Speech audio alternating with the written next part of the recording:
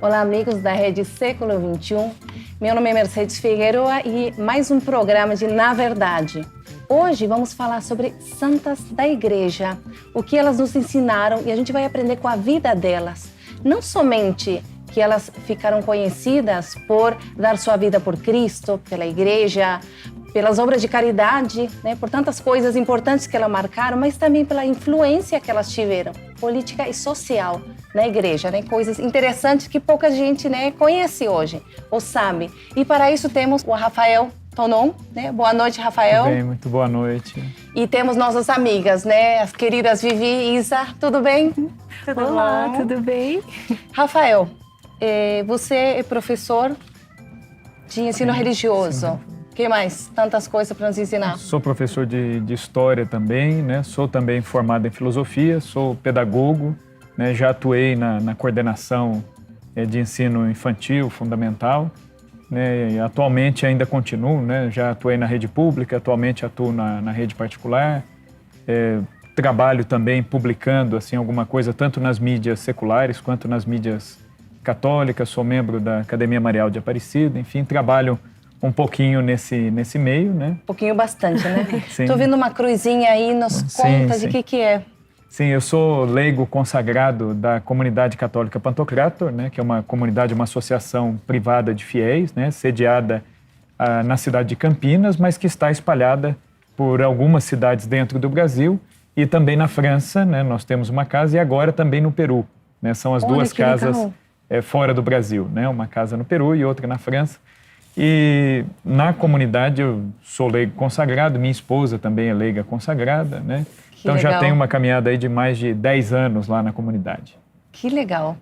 Deixa eu perguntar, a gente hoje, né, vinculando com o assunto que a gente vai tratar e aprender, a gente vê muito que se fala sobre o empoderamento feminino, sobre os direitos das mulheres, né? Como é que você vê, como é que a igreja encara ou encarou desde sempre, né, a questão da mulher na igreja e na sociedade? Hoje em dia virou assim um pouco um lugar comum, né?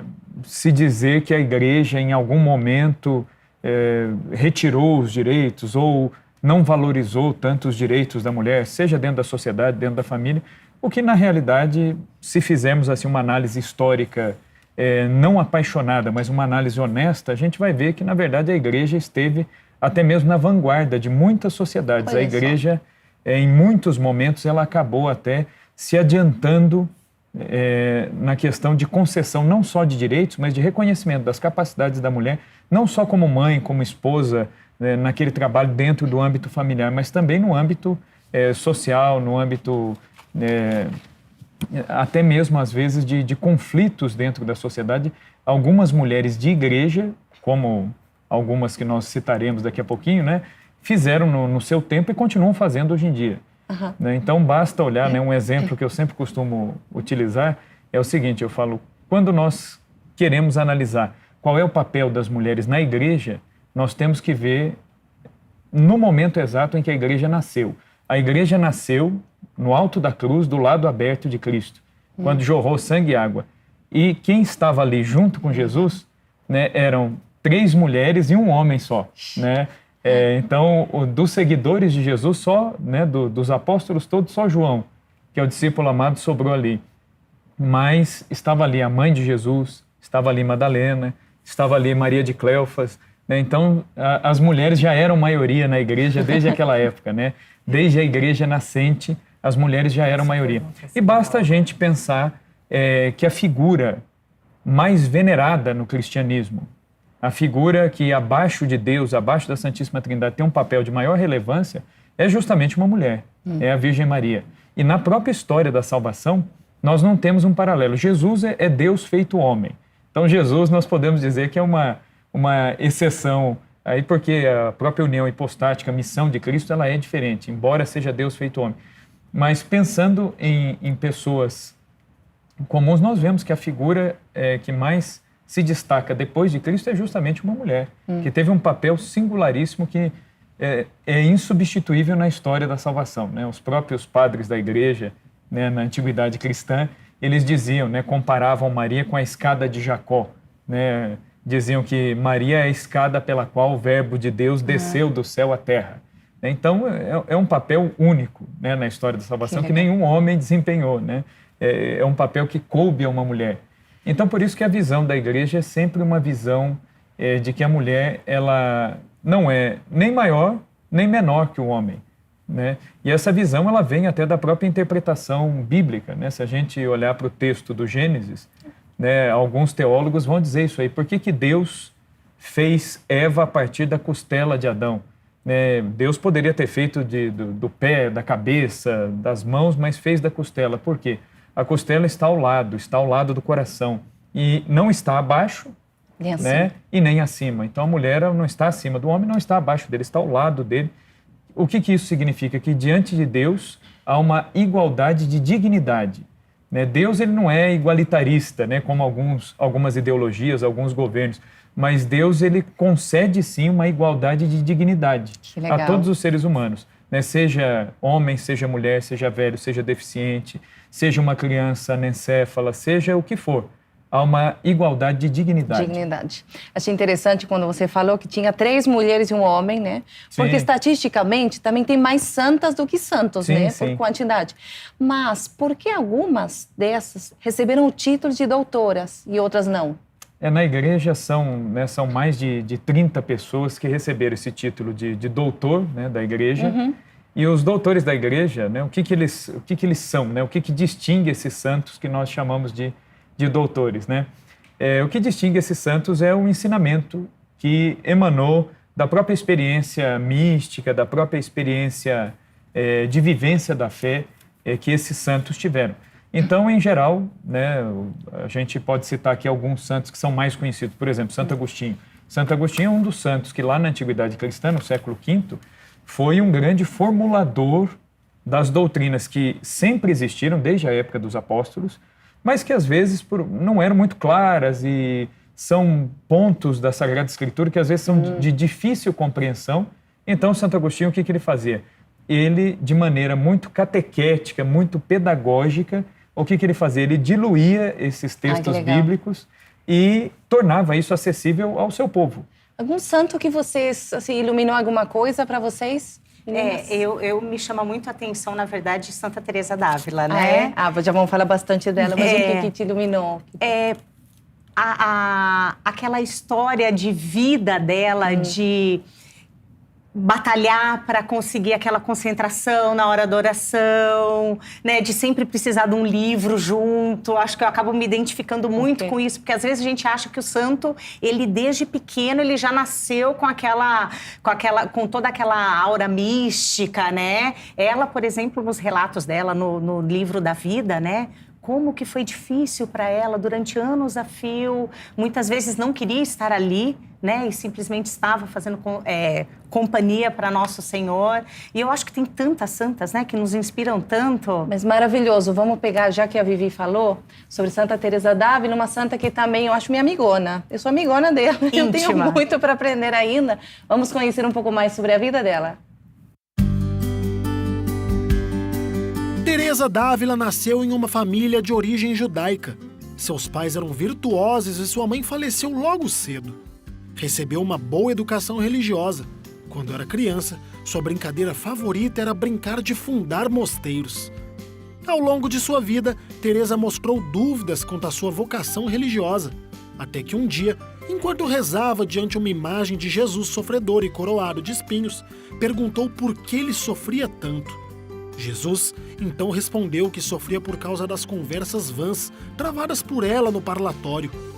A partir daí, Teresa se converteu. Estava com 40 anos de idade quando iniciou a sua vida mística e fundou o Carmelo de São José. Santa Teresa d'Ávila, rogai por nós. Super interessante, né? A vida dela. Vamos conhecer muito mais e aprender também, porque não é só conhecer histórias, vamos ver o que deixa para nós. Alguma coisinha, Issa, então, eu estava prestando atenção, né? Porque quem acompanha o programa sabe o tanto que a gente é tagarela. A gente ficou até meio quieto, tanto de que a gente tem para aprender com o professor Rafael aqui, né? E ele estava explicando essa questão dos doutores da igreja, né? Então, agora falou no VT que Santa Teresa é uma doutora da igreja. Eu queria entender um pouquinho por que ela foi proclamada, então, doutora da igreja. O critério da igreja, em geral, para proclamar um santo como doutor é que ele tenha uma doutrina, uma maneira de aclarar a doutrina da igreja, que seja uma maneira, às vezes, muito própria da psicologia, dos dons naturais. Por exemplo, Santa Teresa ela tem uma maneira muito própria dela de abordar as questões místicas, por exemplo, como a vida de oração, como a Vivi bem colocou. Uma das coisas que Santa Teresa mais fala é sobre a vida de oração. E ela vai fazendo um caminho muito pessoal. Ela demorou, como a Vivi falou, ela demorou 20 anos para conseguir ter uma oração que ela considerava de qualidade. Essa experiência de luta dela, o confessor dela teve essa presença de espírito de notar nela uma doutrina inspirada mesmo pelo Espírito Santo. E o que o confessor dela disse? Falou, eu quero que você escreva. E deu a ela uma ordem de obediência. Falou, você vai escrever toda a sua experiência sobre como você chegou a essa vida de oração que você tem agora. E aí foi através daí que começam a surgir os escritos de Santa Teresa. E aí o mesmo percurso que ela faz, as autoridades religiosas dela vão insistir que ela sempre escrevesse. E aí ela foi colocando no papel por obediência, Por conta própria ela não queria escrever. Mas esses confessores, esses padres, eles tiveram essa presença de espírito de notar que ali havia uma doutrina, um ensinamento inspirado que poderia servir a toda a igreja. Graças a Deus. Ô, professor, então deixa eu só entender direitinho. Os doutores da igreja, cada um com uma peculiaridade da doutrina era aclarada, então sim. Isso? O doutor, a ideia, até o título de doutor, na Idade Média que se usava muito essa gradação, Os professores, eles tinham as titulações. A titulação mais alta era o doutor. Hoje em dia nós temos lá, o pós-doutor e tudo mais, tem outras titulações. Na Idade Média era o doutorado. O que é o doutorado? É quando a pessoa chegou num nível de conhecimento, de domínio de alguma matéria, de alguma área, que era algo tão profundo que o indivíduo ele podia ensinar aquilo ali com segurança para quem o ouvia. Legal. Então, quando a igreja proclama um santo doutor, o que a igreja está dizendo? Ela está apontando para esse santo e dizendo, olha, esta doutrina que ele ensina, ela é segura, ela corresponde ao magistério da igreja, às sagradas escrituras. Se você seguir por esse caminho que esse santo traçou, você alcança a salvação como ele alcançou. E no caso de Santa Teresa é a vida de oração. É a vida de oração. Entendi. Santa Teresa ela é a doutora da oração, assim como outros santos, Por exemplo, Santo Afonso de Ligório é chamado de o doutor zelantíssimo, é doctor zelantíssimos, o doutor do zelo, porque era bispo, escreveu uma série de obras ascéticas, pensou muito na salvação dos fiéis como pastor, como bispo e fundador que ele era. São Bernardo de Claraval, ele é chamado de doctor mellifluus, é o doutor melífluo, querendo dizer que a pregação dele era doce como mel, porque fala da devoção a Nossa Senhora e tantas outras coisas. Então, cada doutor tem a sua particularidade. Mas voltando a Santa Teresa, ela também, a pedido das freiras, ela faz um livro muito mais simples de questões práticas, Não só as questões místicas, assim. Acho que é interessante para o povo conhecer também, para quem estiver assistindo. Qual o livro, assim, mais simples para começar a conhecer Santa Teresa, o que ela nos deixou? Eu penso assim, até um pouco pela minha experiência pessoal com Santa Teresa. Eu, na época, quando eu era moleque, eu fui coroinha no Carmelo da minha cidade. Então eu via lá a imagem de Santa Teresa, ouvia as irmãs falarem de Santa Teresa, então eu tive uma curiosidade de conhecer. Na verdade, eu cheguei primeiro em São João da Cruz, depois que eu cheguei até ela. Eu li uma vida de São João da Cruz, que era um gibi, e aí depois pedi para as irmãs, falei, eu queria ler alguma coisa mais. E aí as próprias irmãs, que são filhas espirituais de Santa Teresa, me recomendaram o Livro da Vida.